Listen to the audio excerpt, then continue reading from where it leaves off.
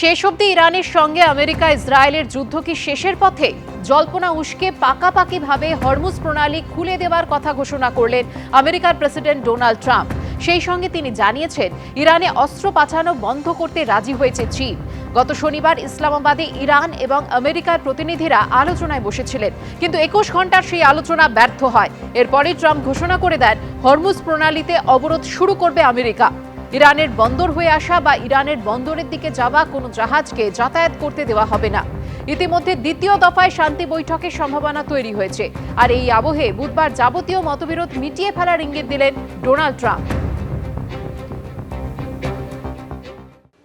Supreme কোর্টের নির্দেশ মেনে বকেয়া ডিএ দেওয়া হয়নি, এমনই অভিযোগ আন্দোলনকারী রাজ্য সরকারি কর্মচারীদের। পাল্টা বুধবার সুপ্রিম কোর্টের রাজ্য সরকার দাবি করল ডিএর জন্য বরাদ্দ করা হয়েছে 6,000 কোটি টাকা। এর মধ্যে 4,700 কোটি টাকা ইতিমধ্যেই দেওয়া হয়ে গেছে। ভোট পর্বের পর 6 মে সুপ্রিম কোর্টের ডিএ মামলার শুনানি হবে।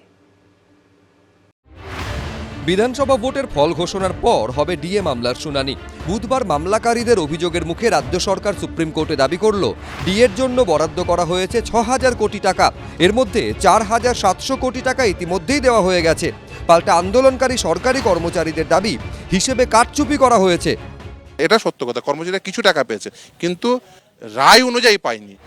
গত 15ই মার্চ বিধানসভা ভোটের দিনক্ষণ ঘোষণার দিন মমতা বন্দ্যোপাধ্যায় বকেয়া ডিএর কিছুটা অংশ দেওয়ার কথা ঘোষণা করলেও রাজ্য সরকারি কর্মচারীদের একাংশের দাবি সুপ্রিম কোর্টের নির্দেশ মেনে বকেয়া ডিএ দেওয়া হয়নি। যারা টাকা পেয়েছেন তাদের অনেকেরই হিসেব মিলছে না।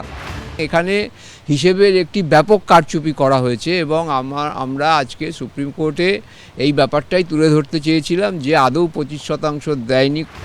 এরই মধ্যে ফের সুপ্রিম কোর্টে দ্বারস্থ হন আন্দোলনকারী রাজ্য সরকারি কর্মচারীদের সংগঠন। সেই মামলায় বুধবার রাজ্য সরকারের আইনজীবী কপিল সিব্বল আদালতে দাবি করেন তারা কমিটির সুপারিশগুলি মেনেছেন। বকেয়া ডিএর জন্য 6,000 কোটি টাকা বরাদ্দ হয়েছে, তার মধ্যে 4,700 কোটির বেশি ইতিমধ্যেই দেওয়া হয়েছে। যাদের রেকর্ড রয়েছে তাদের সবাইকে ডিএ দেওয়া হয়েছে। বাকিদের সম্পর্কে তথ্য নিয়ে টাকা দিতে বলেছে কমিটি। 42,000 কোটি টাকা যেখানে খরচ হবে বলে মাত্র 6,000 কোটি টাকা খরচা করে তারা আর কিছু দেবেই না। আসল কথা, মূল কথা যে সরকার এখানে এন্ড করলো, কারণ সরকারের চারিদিক দিয়ে যেটা শুনছি দেউলিয়া হয়ে গেছে। মামলাকারীদের আইনজীবী বিকাশ রঞ্জন ভট্টাচার্য বলেন অনেক বর্তমান এবং অবসরপ্রাপ্ত কর্মচারী এখনও বর্ধিত ডিএ পাননি। যে হারে ডিএ পাওয়ার কথা সেই হারে ডিএ মেলেনি। ভারতীয় জনতা পার্টির সরকার এলে বকেয়া ডিএ দেওয়া থেকে শুরু করে সপ্তম পে কমিশন কার্যকর করবে আগামীর বিজেপি সরকার। বিজেপির সমস্যা হচ্ছে বিজেপি এতদিন বলতো রাজ্য সরকার ডিএ দিতে গড়িমসি করছে।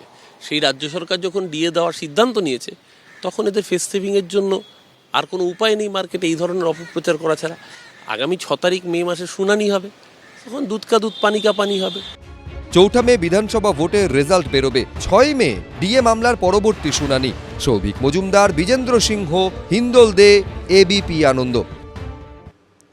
বকেয়া ডিএ থেকে সপ্তম পে কমিশন, রাজ্যে ভোট প্রচারে বারবার এই দুই ইস্যুকে হাতিয়ার করছে বিজেপি। কখনো নরেন্দ্র মোদী, কখনো অমিত শাহ ভোট প্রচারে এসে মনে করিয়ে দিচ্ছেন প্রতিশ্রুতি। পাল্টা ডিএ দিয়ে প্রতিশ্রুতি পূরণের কথা মনে করিয়ে দিচ্ছে তৃণমূলও। बंगाल के सारे कर्मचारियों को 45 दिन में 7वां वेतन आयोग की तनख्वाह और डीए दोनों देने का काम भारतीय जनता पार्टी करेगी। আন্দোলনকারী রাজ্য সরকারি কর্মচারীদের দাবি সুপ্রিম কোর্টের নির্দেশ মেনে বকেয়া ডিএ দেওয়া হয়নি। পাল্টা সুপ্রিম কোর্টে বুধবার রাজ্য সরকার দাবি করল ডিএর জন্য বরাদ্দ করা হয়েছে 6,000 কোটি টাকা। এর মধ্যে 4,700 কোটি টাকা ইতিমধ্যেই দেওয়া হয়ে গেছে। আর এসবেরই মধ্যে ফের একবার ডিএ ও সপ্তম পে কমিশন নিয়ে নিজেদের প্রতিশ্রুতির কথা মনে করিয়ে দিল বিজেপি। বিজেপি সরকার ক্ষমতায় এলেই ডিএ পূরণ থেকে সপ্তম পে কমিশন কার্যকরী হবে। বুধবার রাজগঞ্জের সভা থেকে আশ্বাস দিলেন অমিত শাহ।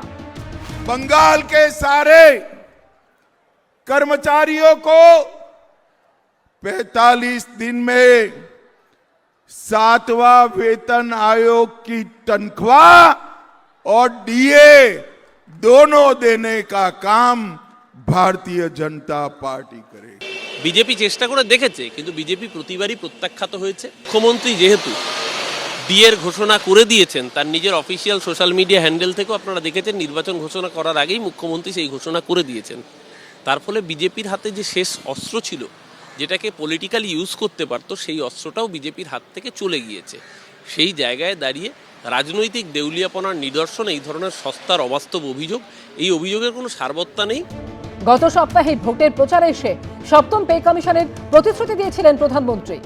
आप कमल छाप पर बटन दबाइए, बीजेपी सरकार बनते ही यहाँ 7th पे कमीशन लागू करवाएंगे। পাল্টা দিয়ে প্রতিশ্রুতি পূরণের কথা মনে করিয়ে দিয়েছিলেন মমতা বন্দ্যোপাধ্যায়। সরকারি কর্মচারীদের স্বাস্থ্য স্কিম আলাদা আছে, 25% নিয়ে সরকারি কর্মচারীরা পেয়েছেন, শিক্ষক শিক্ষিকারাও পাবে। 4 মে ভোটের রেজাল্ট আর ডিএ মামলার শুনানি তার দুদিন পর অর্থাৎ 6 মে। রাজা চট্টোপাধ্যায় ও ছিলাম করঞ্জয়ের রিপোর্ট, এবিপি আনন্দ।